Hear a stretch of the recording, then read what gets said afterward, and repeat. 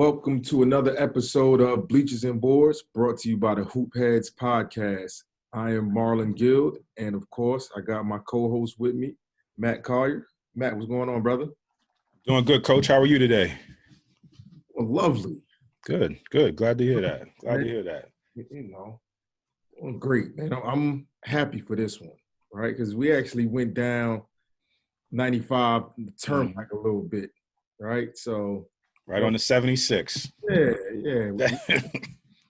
We catch a lot of flack, for saying we're New Yorkers. So we went out and went to Chicago, went to Texas, but we ain't touched Philly yet, which is crazy because Philly has like a little piece of both of us. You coached down there now, obviously. 9 years living in Philly.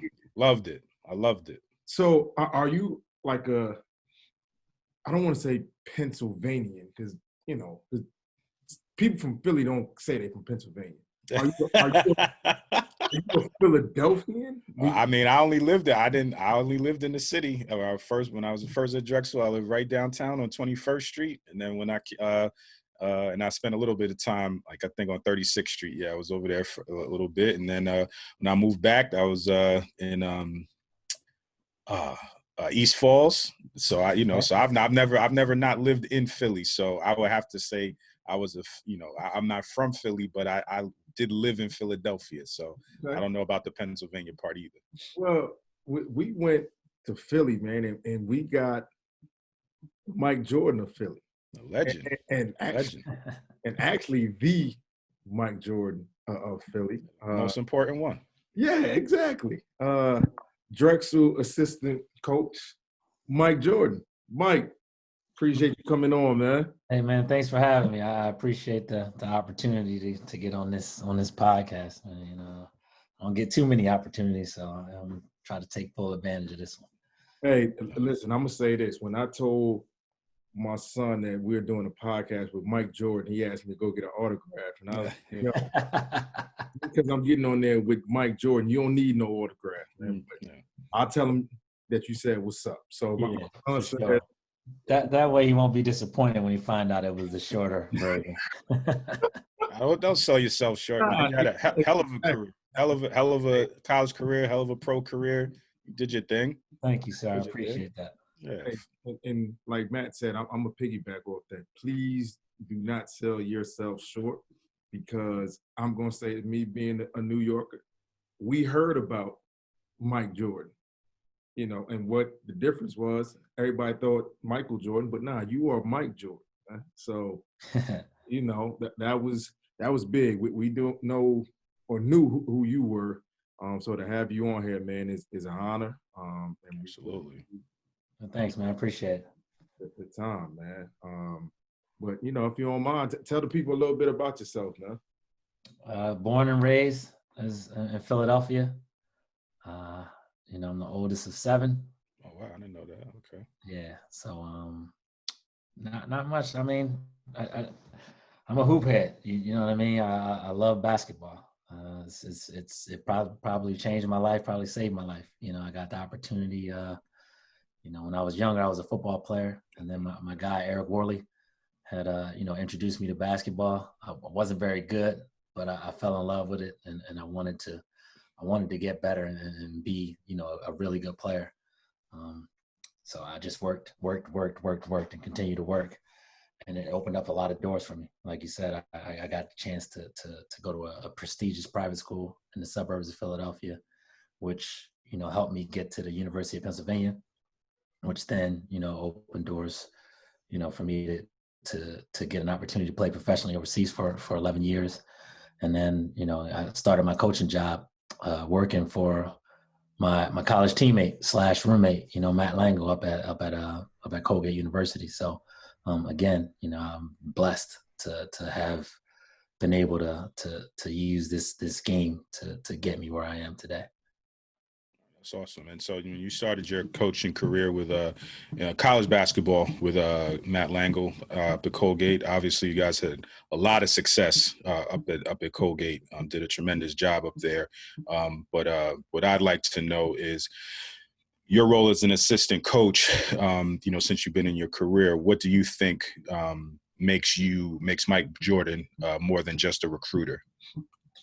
You know, I was very fortunate to get the opportunity to work for and with Matt and the staff that we had. And then Matt, you know, coming from the Dumps tree, where he allows his assistants to do everything. You know, so, and, you know, we don't have a big budget, so we don't have a video coordinator. We don't have, you know, certain things up there. So we pretty much had to do it ourselves. Video, recruiting, you know, coaching, X's and O's, everything. And, you know, fortunately I was taught from some very good coaches when I was playing, you know, so I just took a lot from them. So the basketball side is the X's and O's. That's the easy part of coaching, and Matt allowed us to do everything. You know, he allowed us to have plan practices, and when it's our scout, you know, we're pretty much running practice when it's our scout. So I was never pigeonholed into that just the recruiter thing, because of the guy that I worked for, and he was, you know, helping us become better coaches, because that's how what Dump did for him. So, you know, we kind of dabbled in everything. We like I said, recruiting, you know, planning practices, and scouting, you know, cutting our own film, writing our own scouting reports, player development.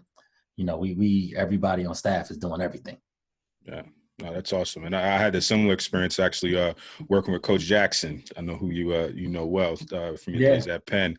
Uh-huh. And he was the same way. I came in as a volunteer, but he didn't say, okay, well, you're just going to, you know, be washing uniforms and stuff like that. You know, he told me from day one, look, if you come take this opportunity, I'm going to treat you like a full-time assistant. So you're going to be I'm going to give you a budget of equipment. I'm going to, you know, put you in charge of academics, you know, doing scouting, recruiting, on the floor, everything. And so that was, you know, and that was my first opportunity to Division I as an assistant. And he did that for me. So seems like that's a good thing that, you know, the Dump obviously established that, and then it trickled down to everybody that, you know, that worked for him and played for him that took the same approach. So that's awesome. That's awesome. All right. Well, you know what? And Mike, I know you've listened to a couple episodes. I'm kind of like the antagonist of I'm going to just get right to it. So like you said, you played at Penn. And now that I'm down here, I guess, at Rider, which some would consider a part of Philly. You know, I'm still learning that. A lot of Philly cats over there. Yeah. I just want to know. And I want to hear you. We speak truth. We get a little spicy, but we speak truth. Who is the better player to come out of Penn? You or Jerome Allen? Ooh. We're going to get right to it. Ooh. You know, before you answer that, though, Jerome, we're going to have you on here as well. Yeah, absolutely. You'll hear this, but let's get right. You know, I think that's an easy one to answer. And it's Jerome. You know what I mean? Don't be humble on him, Mike. It's Jerome was he was a special talent. You know what I mean? And he paved the way, you know, for me. Okay. You know, I watched what he did, you know, at a high school level and at the college level. Part of the reason why I ended up going to Penn was the success that he had. You know what I'm saying? And I worked out and played against Jerome, you know, growing up. And he was somebody I looked up to. And he was awesome for Penn. He accomplished way more than I did there. So, you know, I'll have to give him a nod. That's my old head, you know what I mean? And I'll never disrespect my old head, but I bust his ass a couple times though. But, you know, I got buckets on him in Italy. They won the game though. So, you know, he got the last laugh, and it was crazy because at the time, I think I was over there, and I think E.B. Jabber was over there as well. Oh wow, okay. And Jerome was just finishing out his career, and it was funny because I think he beat us both up there, and I had a good game, but they beat us down there, and I think they beat A.B. Jabber, and I think A.B. had a donut. You know, he went home scoreless. So, but Jerome got the upper hand on both of us, I think, and by far, I think he's the probably the best guard to come out of Penn. That's a long list, so that's impressive. Matt, he didn't bite. He didn't bite. No, listen, he's good. I mean, we don't want people. If that's how he feels, that's how he feels. We don't want people. Hey, look, I keep it 100. You know, yeah, like that's how he feels. you know, that's my old head, man. He did some special things over there, and he opened the door for a guy like me to get up in there and to do okay. Shout out to Jerome Allen. Hopefully we'll have him on soon. But I'll also say this, and Matt, you're Philadelphian, so no, don't do that, because now I'll start getting all kinds of texts and no, don't do that.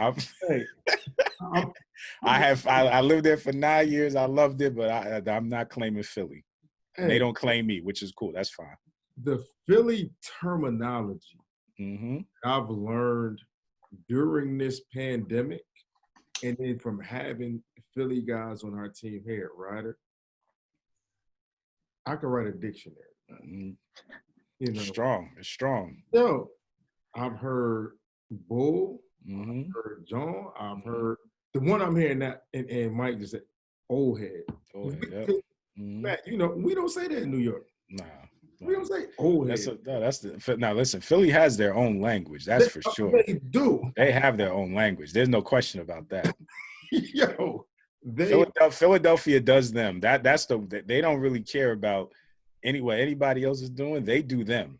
They have their way of doing things, and that's just their way of talking. And that's it. There's nothing. You're not penetrating that. Yeah, wherever you go in the world, you hear somebody start talking, you like, yo, you from Philly? Yeah, you like you say, you hear bull, yo, John, or yo, you drawing, like, yo, you from Philly, huh? Listen, that's my old head. It's like immediately, you know, yo, you from Philly, ain't you? Yeah. It's funny you say that, right? Because my son goes to school out here in Jersey, and I consider us Jersey, but you know, people think that we're South Jersey, which I guess is a part of Philly. So my son comes home one day, says, "Yo, Dad, you drawing? You supposed to be my old head." I said, like, he brought the whole thing out. That's funny. At first, I was like, "Wow, he's Philly." And then I was like, nah, we got to get to the turnpike. You got to get back to yeah. Listen, I'm going to tell you a story about Philadelphia. And this was, like I said, they just beat to their own, they marched to their own drum, right? So I remember I was living in Philly, and I went to a store close to my house on 21st Street. And I don't remember what I was going in there for, but I looked down at the newsstand. And this is the Philadelphia Daily News. So this is a Philadelphia newspaper, right? All the news, everything. On the front page of the paper was a picture of Terrell Owens, right? You flip the paper over, on the back page is a picture, a full-page picture of Andy Reid. So both sides of the paper, front and back, they're talking about the Eagles, right? And then a little, and this is why like the Gulf War was going on. At the top, there was a little strip here that says something like 5 GIs killed in Iraq yesterday. Like, but just like a little thing like at the top of the paper, but both sides of the paper were about the Eagles. I'd never seen anything like that in my life. I was like, yo, man, these dudes, they like I said, I don't think there's any other city in the world, the United States, that would have their one sports team on both sides of the paper and then just totally disregard all the other news going on in the world. The only thing that mattered was what's going on with the Eagles. And that just said to me, that Philadelphia is their own place. They just do what they do, and whatever anybody else is trying to do doesn't matter. Hey, that was amazing to me. Hey, just one last thing before we get into this, man. You know, we give Philly a lot of props on this episode. Do you know my favorite baseball player of all time played for the Phillies? Len Dykstra. Lenny Dykstra, yeah, former Met. Former Met. I was won a championship with the Mets. I cried when the Mets let him go to Philly. Yeah, I did. Yeah. He was good, man. He was good. Bugged out, but he could play though. Yo, But that Mets team, that whole Mets team was bugged out though, because he was on the team with Darryl Strawberry, Doc Gooden, guys. That whole team was bugged out. yeah, So definitely was. actually, Hey, this is another. We're going to another only, episode with this, yeah, I but can only imagine the listen, stuff that I was a they big baseball fan. I was a big baseball fan. Like Darryl Strawberry, posters all on my wall. Listen, but he turned me on to basketball. Like I was a baseball kid. I played little league and all that, and messing around with Darryl, I was like, man, he broke my heart. I was like, nah, man, I'm going to basketball. I saw Charles Barkley play, and that's it. I'm rocking with him. This dude's nuts. Right. So I actually grew up a Sixers fan because I was a big Charles Barkley fan. So yeah, so I was a Philly fan. Queens is upset with you. Queens is gonna be upset with you. Unfortunately, I'm still a Mets fan, still a Jets fan. Now I ain't shake that off yet. So, yeah. Listen, it is what it is, man. I'm not gonna abandon them. Yeah, we're bad. We're real bad. Hey, that's honorable right there, man. Yeah, that's my squad. Yeah, it's my squad. Stick with them. Yeah. I'm going down with the shit with them. I do. But hey, Mike, we're gonna get into it, man. Obviously, absolutely. With the success that you guys have had when you were at Colgate, and now I'm sure you guys will end up doing the same thing at Drexel. Just what are some of the things that you think made you guys successful at Colgate that you end up showing us today, man? Well, I think one, we had a great group of our staff was pretty good. You know what I mean? We had the camaraderie was incredible, and I don't know if you can get that in many places. I think you guys at Ryder have a pretty good camaraderie over there with you, Jeff, and Bags and everybody over there. But I had known my boss since '96. Klatsky was on staff. Dave Klatsky was a freshman when we were seniors. And then earlier, we had Mike McGarvey, who was also a good dude who we all knew.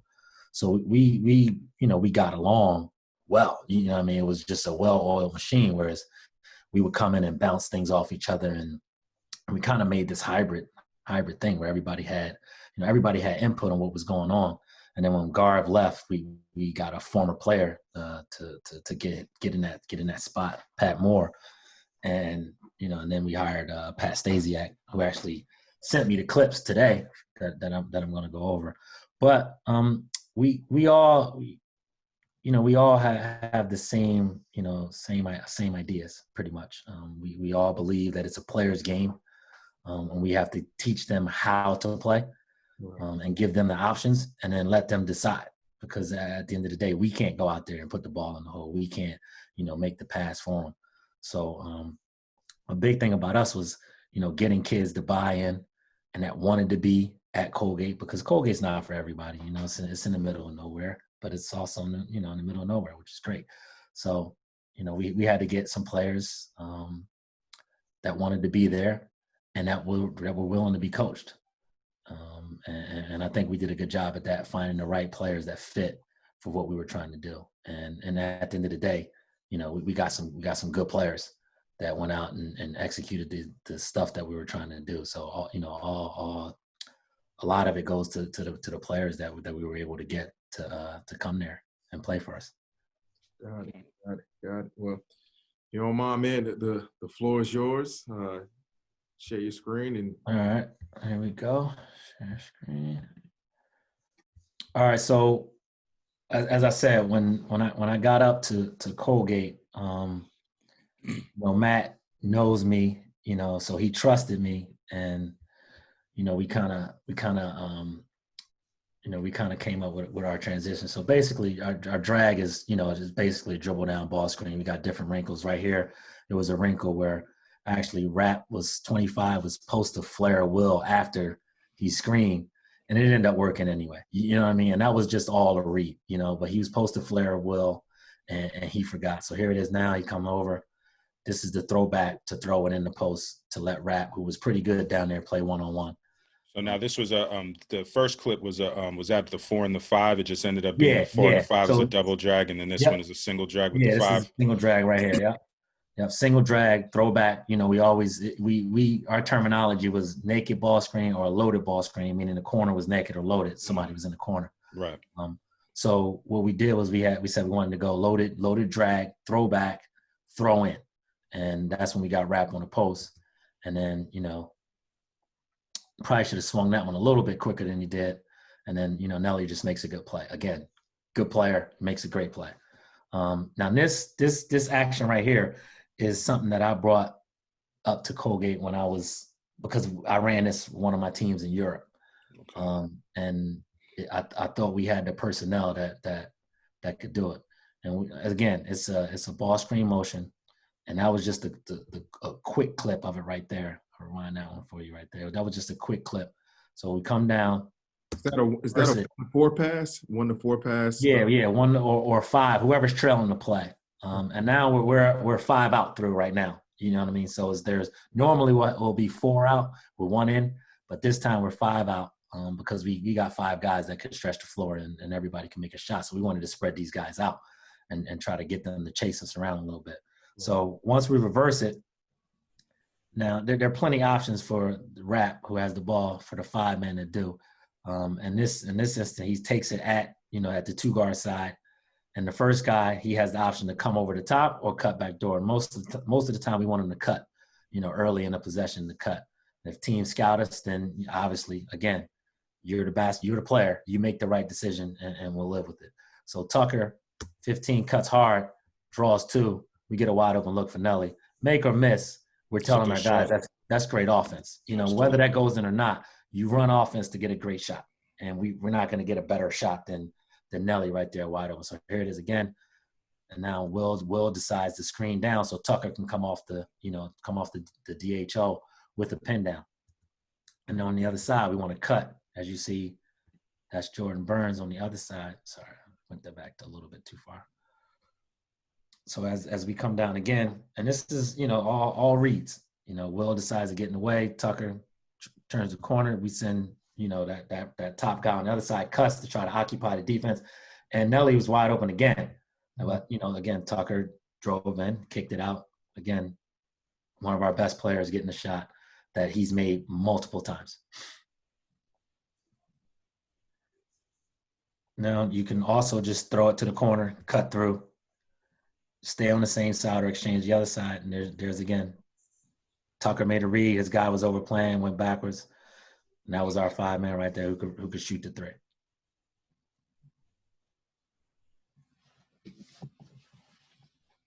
Here it is again, weak side action. See, now we're 4 out, 1 in. So he would come up and we would just run the same thing to the other side. Jack read it, came back out off a pin down from Rap. And now Rap should have passed the ball to Will 15 seconds ago. We still end up getting one of our best shooters a shot in the corner. I probably screamed at Rap to pass that to Will right away. Another thing we flourished with was running all different horns actions, and obviously that's the basic horns off the dribble. If somebody's going to pop, somebody's going to dive. Now, Mike, real quick, how did you guys going into a game? What would you guys say? Okay, would you go into it saying, all right, this against this opponent, we're going to run more of our 4 out, 1 in stuff, and then maybe against somebody else, we're going to go more with our 5 out stuff. Like, how did you guys decide which method, or did it change in game when you were looking for something in particular? Like, how would you guys figure out what actions you were looking to do? Yeah, it would change from in the game. Obviously we got basic stuff that we run, and we just allowed our players to. We allowed our players to make the right reads. You know what I mean? That season that I was showing you, Rapolis played the 5, and he's probably a 4, but we had a young guy center at the time that wasn't ready to be in that starting role. So we moved Rapt over to the 5, and that's why we wanted to go 5 out more to have them have a slower center chase him around. Gotcha. And on the perimeter. But when we had the traditional center and a stretch 4, then we would probably do more of the ball screen motion with the role replaced with the 4 or 5.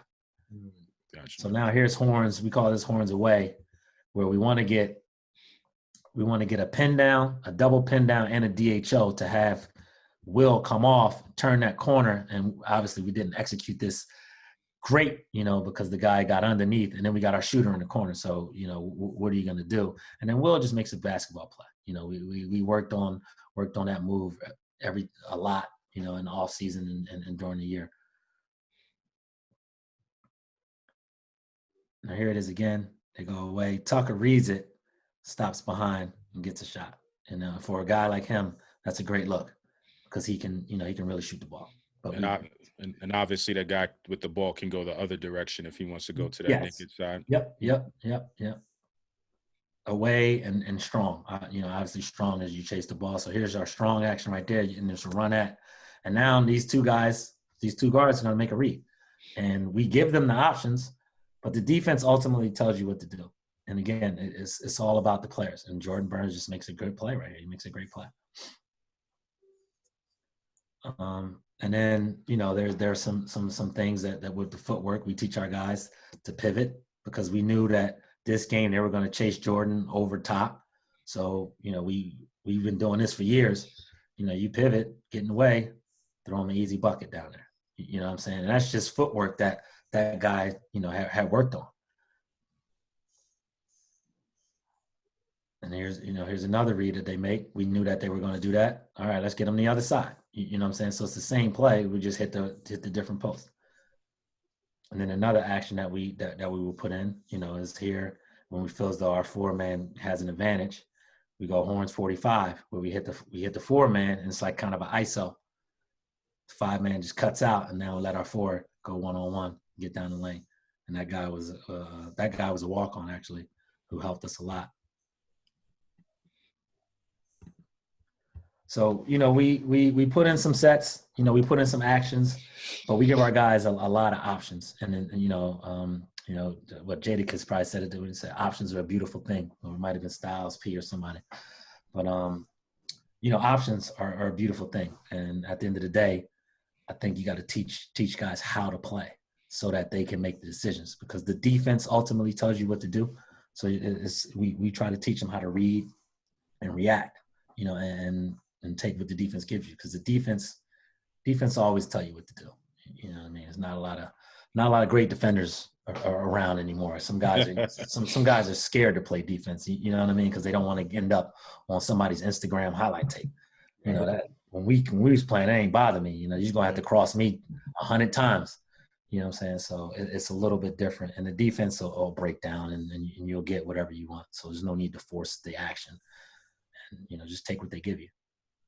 Now, I'll ask you this. So with that through action, you said you guys did that in Europe and you brought that over. Talk a little bit, if you can, about the differences and the similarities from the American game and the European game. Because while they are different, there are some similarities that sometimes we don't even notice. Can you tell the listeners and the viewers about that? Yeah, I think basketball is basketball, but I think that in the States it's a little bit more physical. Okay. Over there it's more free-flowing, drive and kick actions, things like that, constant movement. It's more of it's a lot of ISO. I like a lot of ISO ball in the States at the higher level. And I think over there is more team orient.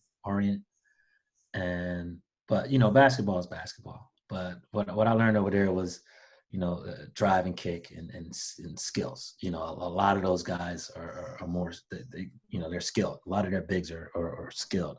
Whereas over here, and not so much now, but over here, if you had some size, they just stick you in the paint. Right. Whereas over there, you were doing, all their bigs are doing guard drills and all their guards are doing post up stuff and things like that. And that's something that we did up at Colgate is we pass, we worked on our handle, you know what I mean? We shot every day, and that's every position. The guards are working on post up moves, footwork, stuff like that. The bigs are working on their handle, working on their shot. So it was like we did everything, and that's the one thing I think because the more you can do, the more dangerous you are. You know Sure. what I'm saying? Sure. So I think, and you spoke about it when you guys run a little bit of that horn series when you hit the guy on the left elbow and had your point guard curl right off of him. You know, a simple play that simple play. some don't even know exists No. or would even think about. And it's open every time, you know, more times than not. And I guess what you can end up getting from that as well, just watching it, you get the layup a couple times. And then if you have a guard that can post up, you can probably butt hook back. Yep. Yeah. It's a lot of options. And then after a while, then the guy says, I'm not going over again because I get burnt. Right. And he goes under, and now you stop behind and you shoot the three. So it's you know what I'm saying? It's not that complicated, you know, and the defense will tell you if he hugs you, then our big's gonna reverse pivot, you go to the rim. Yep. And if you don't get the layup, it's because they sucked in from the other side, and now you got to spread to the corner for a three. Mm-hmm. You know what I mean? And that's the thing. It's just like, yo, make the right read. You know, just you got to trust your players to make the right read, and they don't always do it, but you know, you work on it and work on it, and you know, and trust that they'll make the right decision more than they won't. Right. And you know what? It's funny you say that. We're going through that now. Like, we got a pretty young team. And with the way we're playing, you know, like you said, things don't always go the way you want it to go. And, you know, we're going through that phase now where they'll know what it is they're supposed to do. And when it doesn't happen, they just stop. Like, no, just keep going. And as long as you find a spot, you're okay. Yeah. And, you know, you just laugh because as a coach, you know that they're not doing it intentionally and they're trying to get it right. So they stop. So sometimes, you know, I have to stop myself from not losing my mind and just kind of turn my head and just say, you know what? He knows what he's doing and he knows that he made a mistake. I just got to tell him it's okay and let's get the spot. And we'll figure it out. For sure. Right? So, you know, this is always. Go ahead, I'm sorry. I always found, like, when the guy was like, oh, and I'm like, don't worry about it. Just keep going. Yes. You know, just get to the next. Something will you know, present itself. Oh, you're supposed to go dribble handoff, but the guy cut. Don't worry about it. Turn and go the other way. Go dribble handoff with the other guy, and we'll figure it out. You know what I mean? You've got the tools. We worked on it. You know, just keep playing. Mm-hmm. Now, I'm going to ask you this, and Matt, you can piggyback off this as well. You know, Bleachers and Boards, like I said, we're a little different. Mike Jordan, the overseas player coach, compared to Mike Jordan, the coach at Colgate and now at Drexel. What are we getting? Because, you know, on our guys over at 12 Inches Over, we happen to see the video of you were passionate that day in the film. You know, we're not going to talk about it. For those who want to see it, you might be able to catch it on YouTube. You might not. You know, that was a different side of Mike Jordan that I didn't know. But it showed me that he's a passionate dude about this game, and he's going to let his teammates know. But you were being a teammate and a coach at the same time. So talk about that Mike Jordan compared to the Mike Jordan that Colgate saw and what Drexel's going to see this year. If there is one, and if there is, that's fine too. There's really no difference. You know, I just got a bigger, great more grays in my beard. You know, again, I'm a competitor at heart, and as a player, I was hard on my teammates. You know what I mean?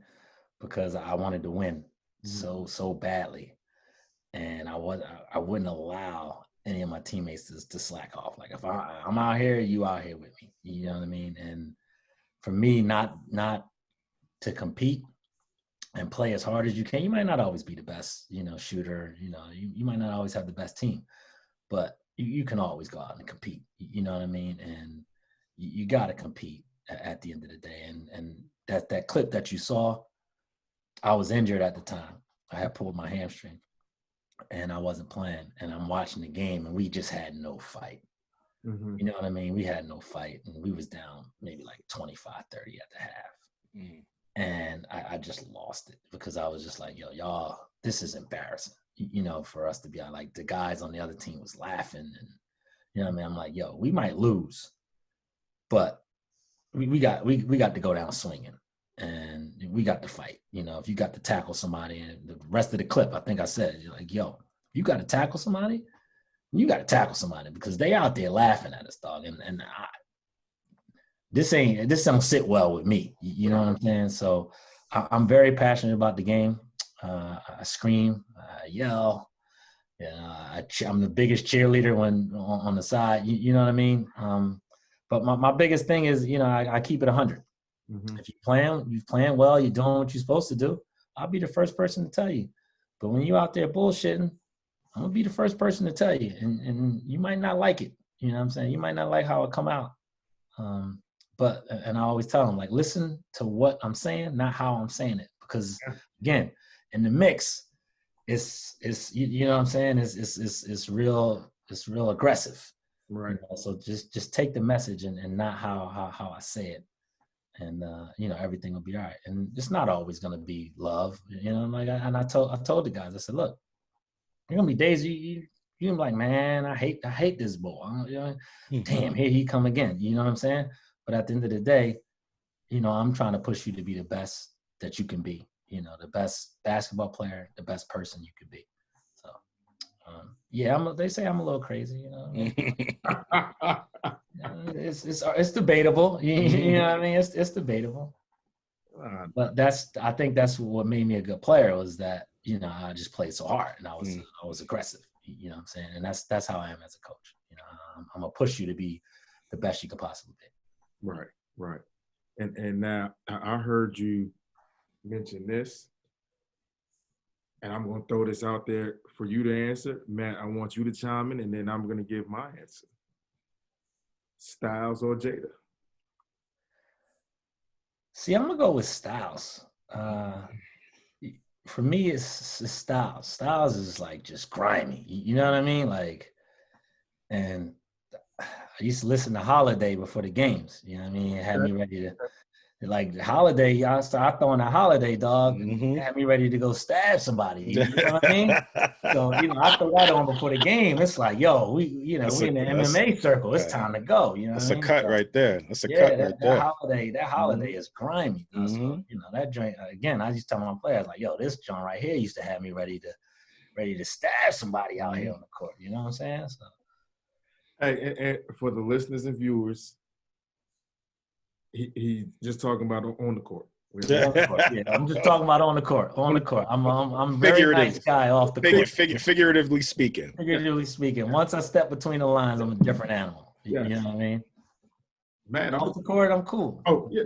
Hey, it's all good. But I know that. That's the thing that kind of hurt me a little bit because people just thought I was I was a terror on the court. So people just assume I was nuts off the court. And it was like, nah, I'm real. Like once the game's over and everything, I'm cool, I'm chill.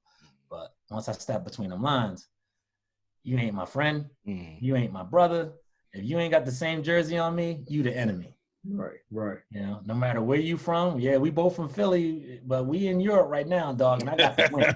You know what I'm saying? So I after the game, we good. But during this game, I got to go through you. Yeah. Who you going with, man? I am partial to Styles P now. I'm partial to Styles P. Styles P is that dude.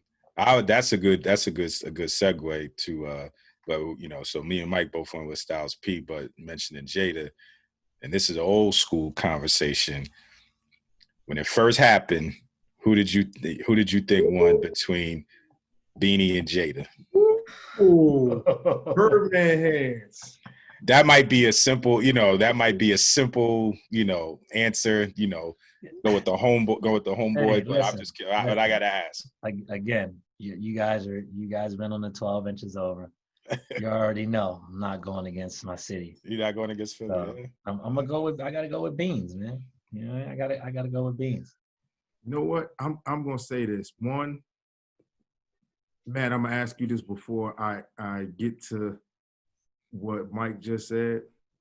You went with Styles, right? You say you're partial to Styles now. Mm-hmm. Did I have something to do with that, or was No, yeah. Okay, I'm just making sure.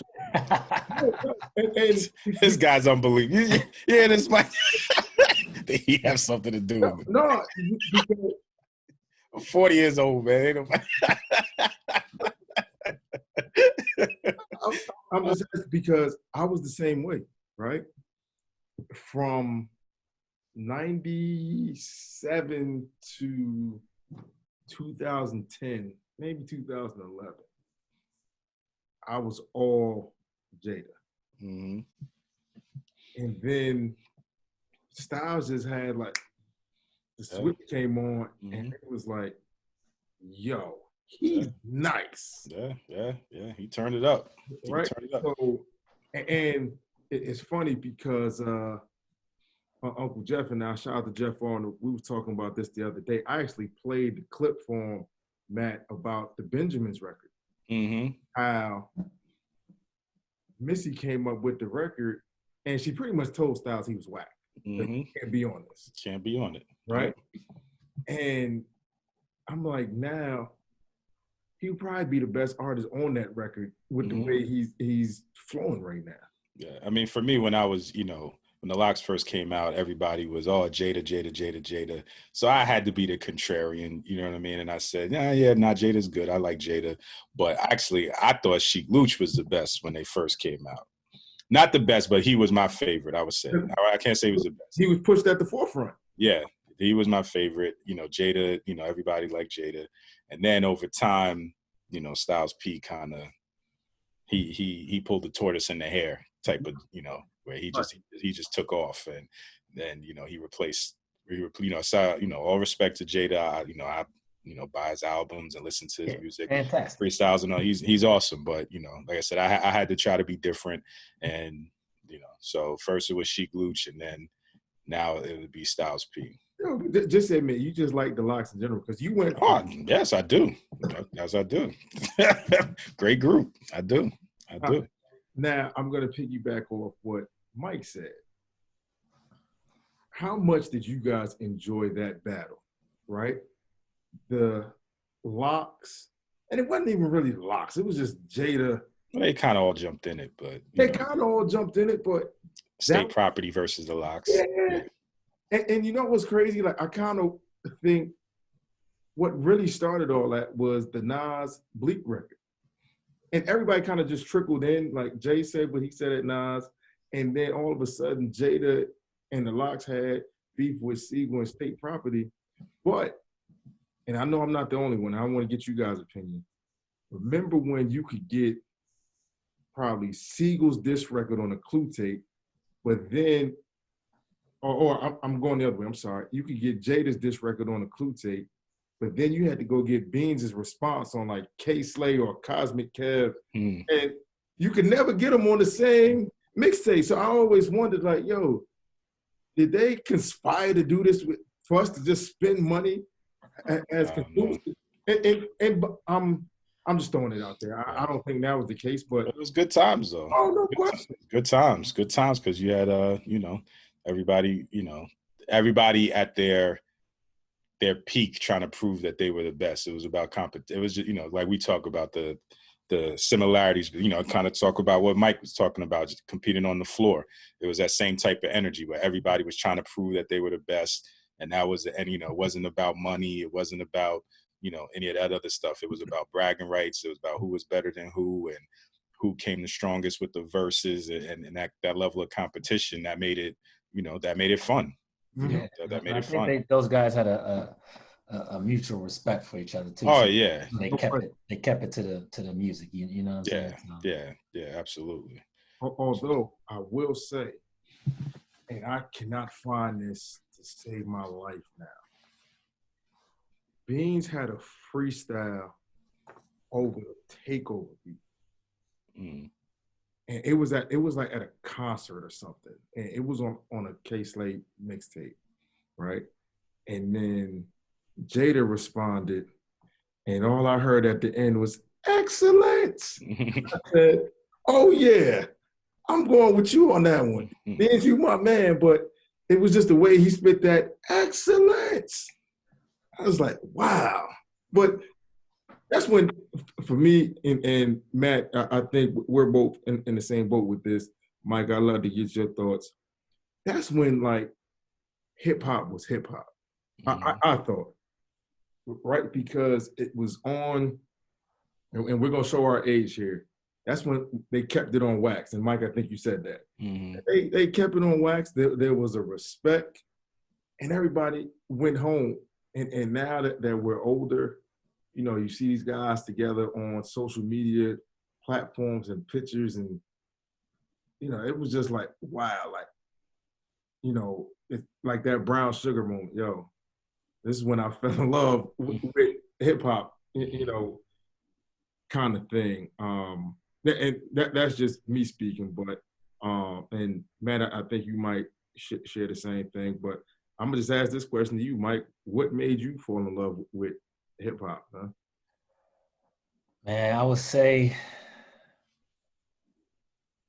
like back in the day. So I might be a little bit older than y'all. So like Crush Groove and all that. You know what I mean? So that the whole breakdancing and the graffiti, you know what I'm saying? So that from the essence. That was it for me.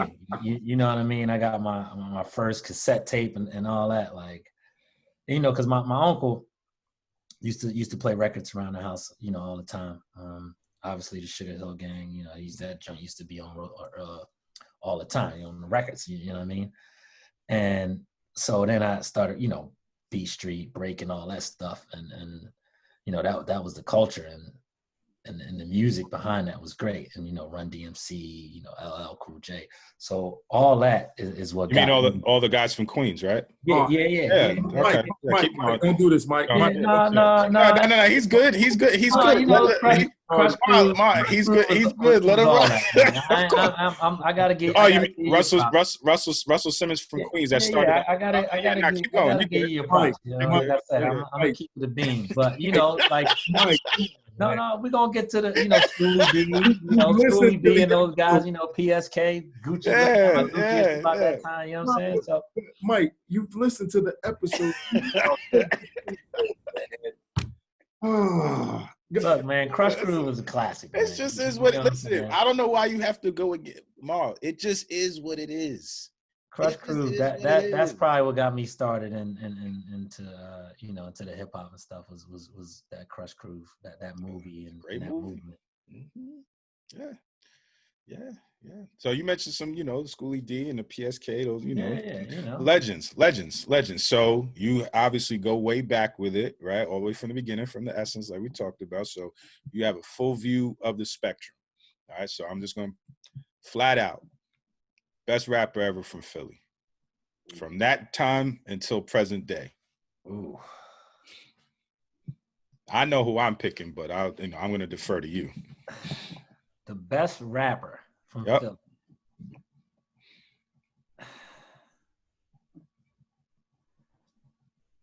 Honestly, I might have to say Beans, man. You would be correct, sir. But I'd like to hear I'd like to hear your thoughts. Yeah, I'm gonna go Beans. All right, so I'm gonna make it tougher then. Second best ever.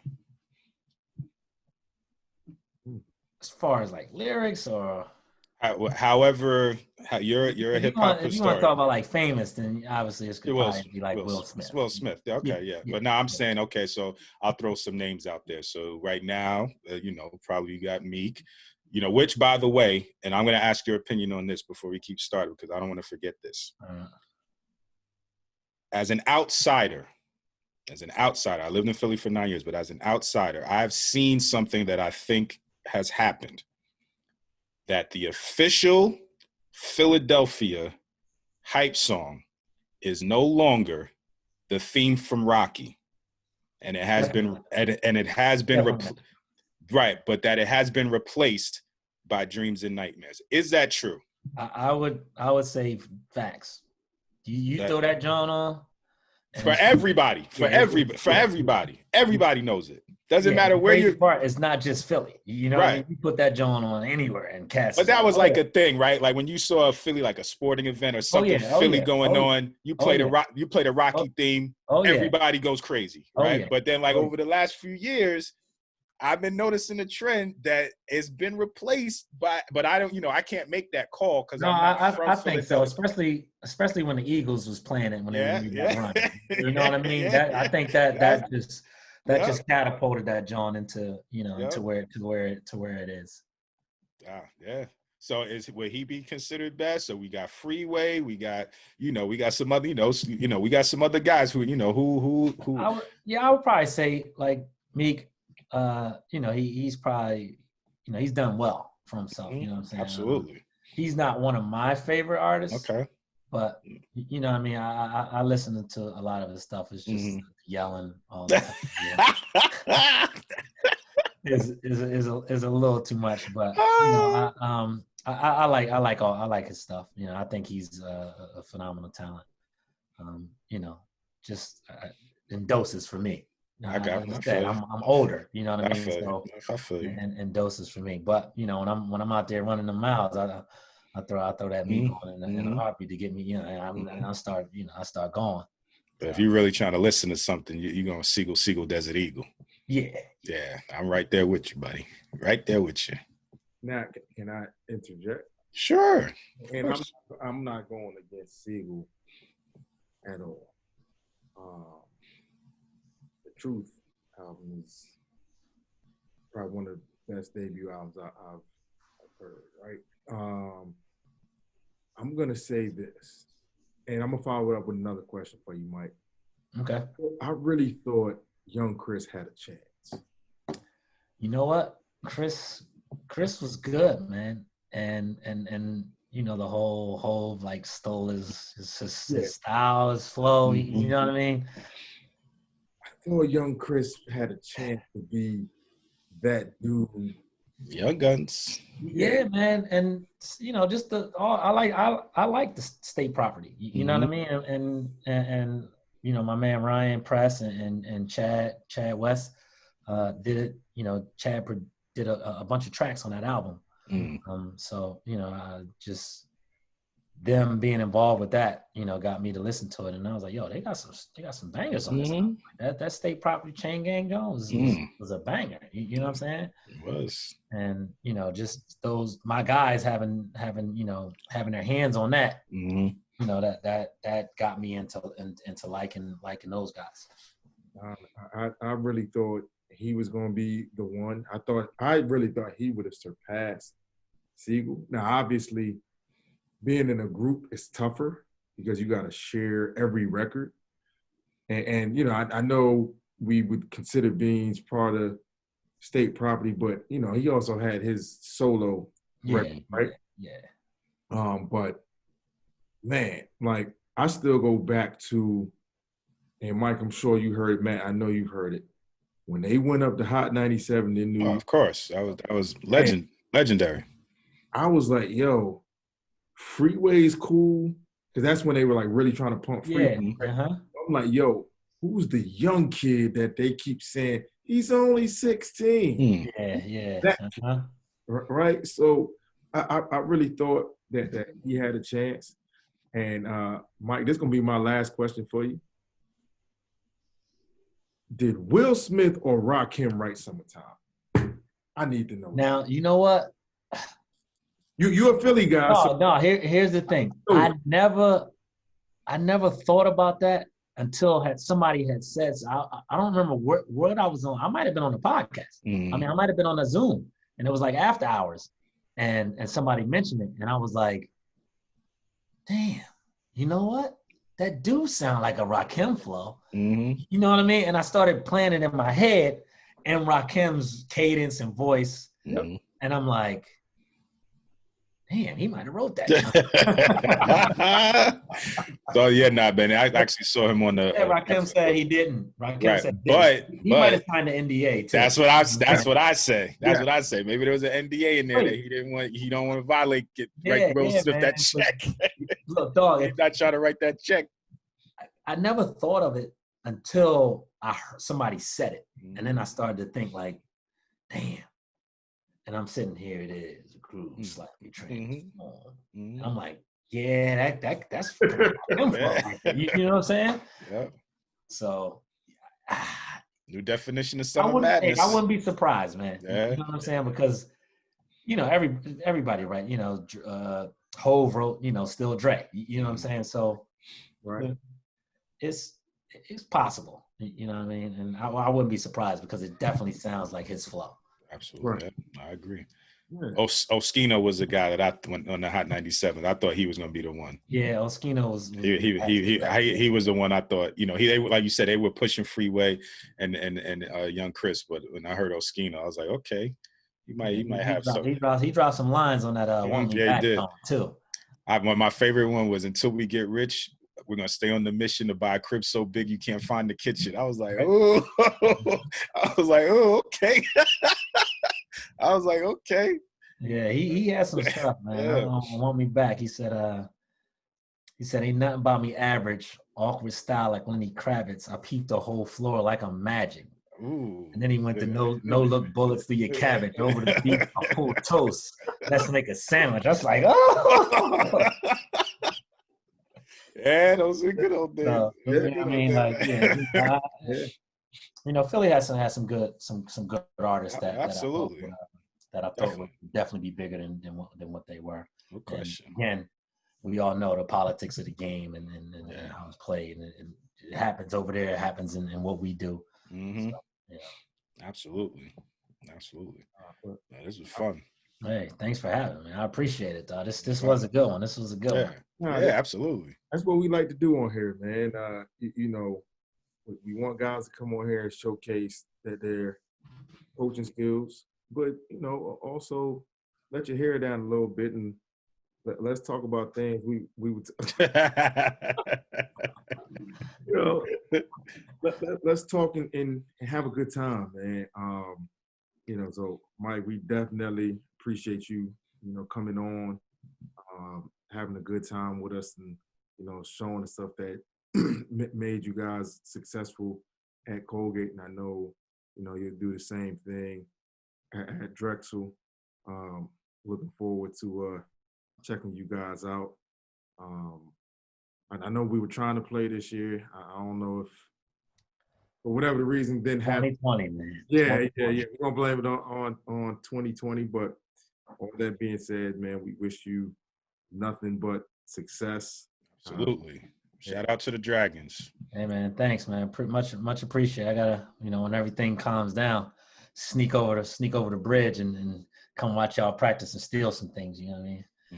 All right. Hey, man. A rider practice is it's very interesting, man. We have, you know, with the guys that we have here, Kevin Baggett, Jeff Arnold, Dino Presley, Ben K, Roy Bloom. We have a good time in here, and that's important. Like what you said, that staff dynamic, man, is important. So you're more than welcome to come over, man, and come hang out with us. But Matt, you can close us out, brother. No, I want to thank Mike Jordan again from Drexel University, Philadelphia native and legend. So definitely appreciate you spending some time with us here on Bleachers and Boards. Thanks again, everyone, for listening. Feel free to subscribe, follow on all social media, on our YouTube page. And on behalf of Marlon Guild, I'm Matt Collier saying thank you for tuning in to another great episode of Bleachers and Boards. Take care.